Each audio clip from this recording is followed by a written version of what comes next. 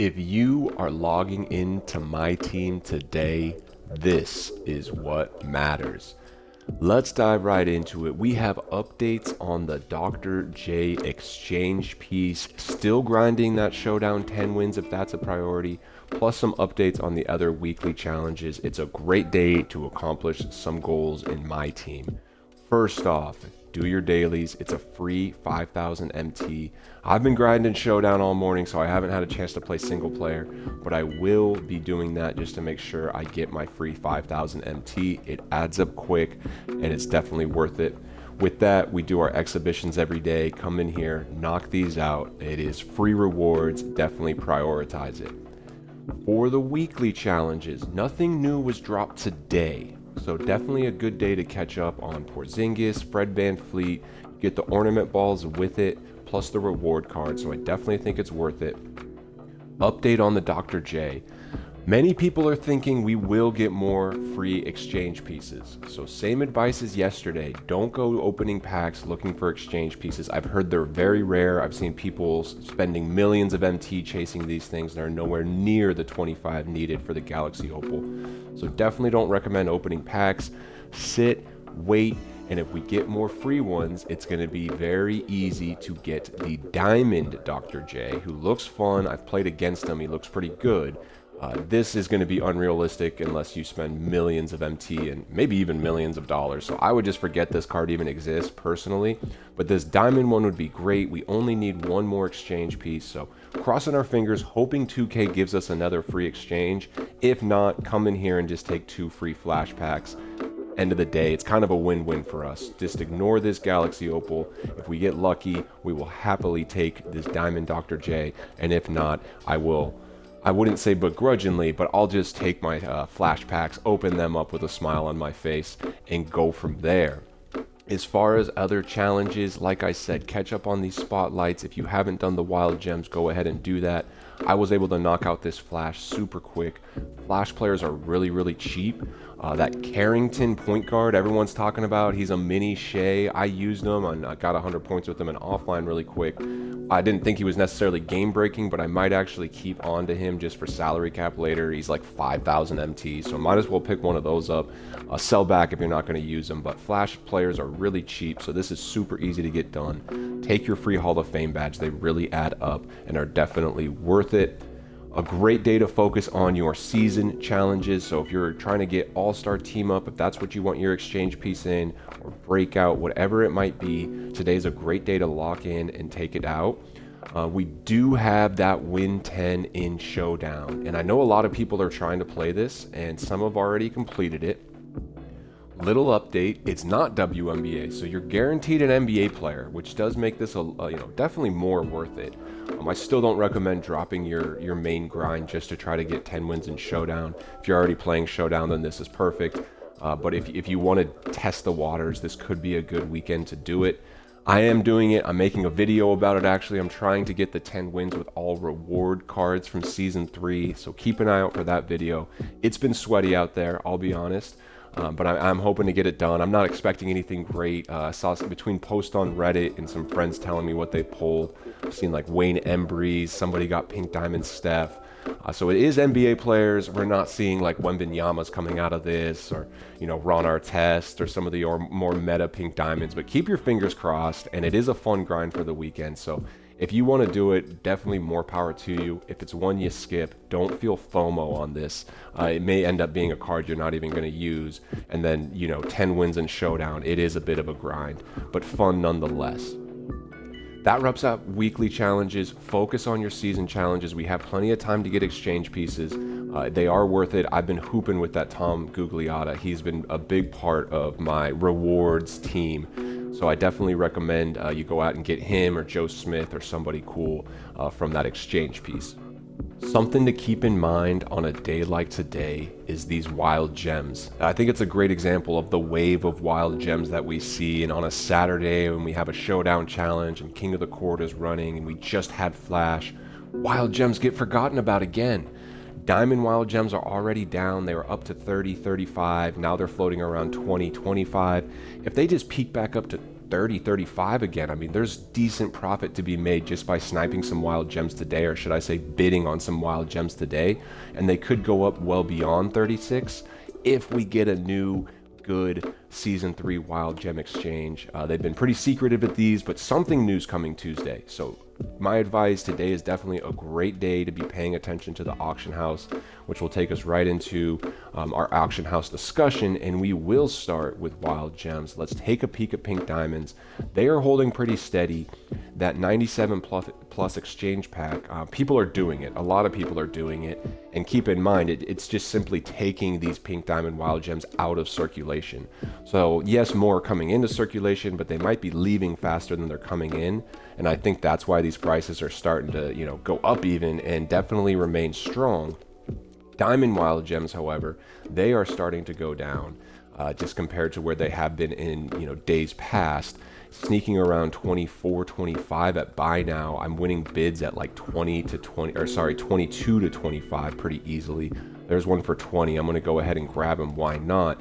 If you can get any of these wild gems for under 25k, I think it's a pretty good buy. This Brent Berry, I think people like him. You know, I'm going to buy him too at 25. I think it's a safe buy. Particularly some of these wild gems hold a premium, and they're not going for that minimum level. This Vernon Maxwell, he's been a minimum level wild gem all year long. But certain cards, I'm not sure if this Brent Berry is one of them, but certain of these diamond wild gems are always holding a premium, and you won't really find them at this lower price. But either way, I think baseline diamond wild gems will go up on Tuesday, and fingers crossed we see a really good exchange that requires these diamond wild gems, in which case they could absolutely spike. So great day to think about wild gems. They're kind of forgotten about right now, even though Tuesday there will be a new drop.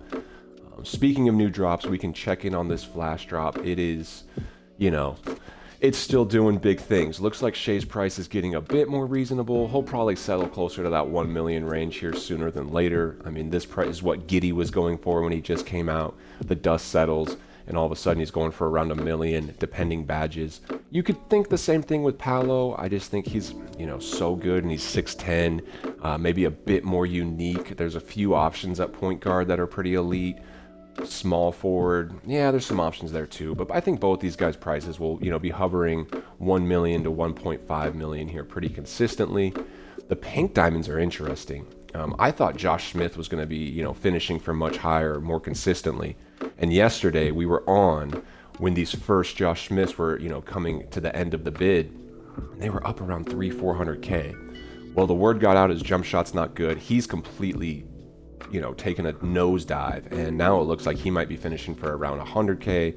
I don't think any of these pink diamonds are on buyout. You'd probably be getting really lucky. I don't think any pink diamonds on buyout now that I think about it. So Josh Smith, I'd keep an eye out for. Everyone loves this Zach LaVine card, and I do understand why. I mean, we looked at his stats yesterday. It's that 99 driving dunk, 6'5" point guard eligible. And the way they've been handing out driving dunk to point guards this year, it's just not been that common. So he's a bit of an anomaly. He's pretty unique. I mean, a little lower ball handle that you want to see on your point guard, and definitely you would want to see better pass accuracy. But if you use him the right way, he can hold his own on defense. And I mean, if you're dunk sticking with this guy, I'm guessing he has a Hall of Fame lightning launch. Of course he does, and Hall of Fame posterizer. So if you're coming downhill with Zach LaVine, it's going to be really hard to just prevent a dunk, essentially. Jamal Murray, I don't think he's quite at that level as Zach LaVine, so he's probably going to be a lower tier 100k-ish type card, as is Josh Smith that he's been settling into. But that Zach LaVine is definitely one to keep an eye on. And some of the diamonds that we like, this Mark Williams seems pretty affordable. I'd be very curious to see Ace Bailey's price. I've heard mixed reviews on him. You know, anytime they make a 6'10 shooting guard at this stage, he's still going to have holes. They can't, you know, break the game with 6'10 shooting guards that are diamonds, then everyone's going to run. So he's definitely has some holes, but his price is a bit high. Could see this card being on our list of like cards to keep an eye on and cards of prices to understand. Like, people will always want a 6'10 point guard, salary cap throughout the year. I could see this card being used. So I want to see what his price starts settling at. It looks like right now it's 60. Seeing some 63s that are, you know, been up there for an hour. That is kind of the lowest one. So I would say he's going to sell quickly right now at 60 to 64. As more packs get open, that should trickle down, and then when he's out of packs, it could trickle back up. So if you can start acquiring Ace Baileys for around 50, I could see him kind of settling to 60, 65 once he's out of packs, at least for a few weeks.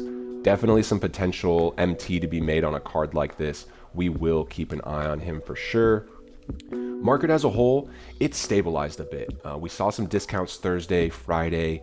The Galaxy Opals are kind of back to where they were, a few days ago, maybe a little bit less. And that's what we talked about on Thursday is the market might jump 30%, but then it recovers, 25% of that 30 that we lost. So as long as you're buying at about a 30% discount, and then if you're trying to flip back in a few days, hopefully you make that little sandwich of profit. And that's what I'm hoping to do with the 2 Jimmy Butlers that I purchased. And so we'll see. I'm planning on selling those maybe today or tomorrow. But some of these, Galaxy Opals are kind of consistent now. Paul George's been about 1.5 for a while. Draymond's been ending, 3 to 600 depending on the badges. This one has 7 legends, so pretty good Draymond green right there. But yes, overall the market is somewhat stabilized. We'll see what this Jimmy Butler ends. He's already up to 400 with over an hour left. So I could see him ending around 600-700, which is just about where I got mine. Not sure if I'll make profit on mine, but we're going to try to get lucky and sell them at the right time. And hopefully we make at least a little MT. If not, we'll take our losses and keep it moving and keep it grooving. We can do our usual check-in on Alex Caruso. And this is just a card I like to use as an example that can be used to make MT pretty easily. This is a card whose price I understand quite well. I've sold a few at 40 or 49. His price has gone down. Here's a 49 that won't sell. So I think he's a little bit closer to 44 now, but I'm still looking for cards like this. I would bid on this, but it's 21 hours left. So I'm just going to make a note to come back and bid on that maybe in like 15 hours or something. That'll be tomorrow, middle of the day. So I'll definitely come back and check on this tomorrow. But I was able to get one just while I was searching his filter. I found one for 35, and I'm pretty confident I'll sell at 44 to 43. You can minus the 10%. That's an easy, 3,000-4,000 MT. So just a good example of if you can spend 30 minutes a day with your strategy in the auction house and either come in here and have your short list of players you want to look for to see if you can find a good deal. Like Caruso's one of my guys, Okongwe's one of my guys. It's usually a semi-meta player that people are using. I'm looking for a buyout on Okongwe or maybe a really badged up Okongwe. There's a base buyout. So if I could find one with extra badges and get him on buyout, that would be exciting. Here's one with a whole mess of legends. 10 hours left, so I probably won't bid on it, but definitely somebody I'm keeping an eye on. And other than that, I'm also using my bid method. So you can come into my outcomes. You can see most of the things I'm winning. I'm not only winning, but I'm getting MT back on. Like this Jaren Jackson, I got over 2,000 MT back on, probably a pretty good price. This Spencer Haywood, I just got at 22K with over 1,000 MT back just from bidding. And you can see the price that I got him at, which is 22.7. And if you sat here on the filter, looking for wild gems under 23K, you would probably be sitting for a good amount of time. So we've talked about it a few times on the channel. I have a few different bid guides out there. Definitely tap into that because it is a great method to make MT. Could probably sit here for a while trying to find a diamond wild gem that's going to get listed at the price I was just able to win one on bid. And conversely, I could just come in here, set my maximum bid, and start bidding on a whole mess of these guys, and likely get them well under the 23 mark that I'm shooting for. So I will go ahead and bid 23,000 on a few of these guys. Again, I think it's a pretty good day to buy because people are already forgetting about our wild gems, and a new exchange is coming. So always keep your cyclical awareness. This game runs on a cycle. There's day cycle, weekly cycle, and season cycle, and that should absolutely impact how you're moving and grooving with your MT. When we get closer to the end of the season, and I'm not talking like a day or two before where everybody wants to sell, I'm thinking a week or two before, I'll start thinking about, hey, who on my collection that is auctionable maybe needs to get moved. Probably going to move that Butler a little sooner than that, but it's going to be Giddy with a real card that I'm kind of getting strategic with. At what point do I want to move this Giddy? You can see he's got 8 legends, 20 Hall of Fame badges, a really top tier card. There's one up here with 2 hours left that's not as good, and he's already up for $1 million. But then we saw Giddy's ending for like 800 a day or two ago. So it's very, very fickle on the high-end market. It's a dangerous game we play. So, you know, have fun with it. I really think for investing in building your MT, buyout cards are a bit better of a strategy. There's much less risk and much less variance. But if you really understand card markets and how the market itself flows, these high-end cards definitely have, you know, a higher end ceiling of potential reward. With that, have fun with the game today. Whatever you're grinding, if you're going after those 10 Showtime wins or Showdown wins, have fun with it. The game can be sweaty. I will have some gameplay about my reward team that I'm taking out there. I'll give you guys a little teaser of it here. This is the lineup I'm using to win 10 games in Showdown. We're up to 6, so things are moving. They are grooving. But have fun with it. I've lost some tough ones. I've won some close ones. I've been literally sweating a few times. But the point is, have fun with the grind. Today's a great day to catch up on any challenges that you want to. I still recommend doing pretty much all these reward challenges. The one that you can really do dealer's choice on is the Win 10 in Showdown. These dynamic duos are all great. I didn't talk about them in the weekly challenges, but if you haven't got these done, definitely take a stab at them. I'm still really liking the Spheres and Queen duo. Kenny and Shaq, not nearly as meta, but man, even online in Showdown, you all will see Shaq has had many, many dunks. He is very tough to stop in the key. Not using him, you know, clutch time fourth quarter. You can mix him into the lineup. It makes it really, really fun. So having a good time with the game, and that's really the point of it. If y'all have questions, drop them in the chat, or drop them in the comments, I should say, and really appreciate all the support. We are pushing for 30 subscribers. Let's see if we can get there, team. Much love. Peace.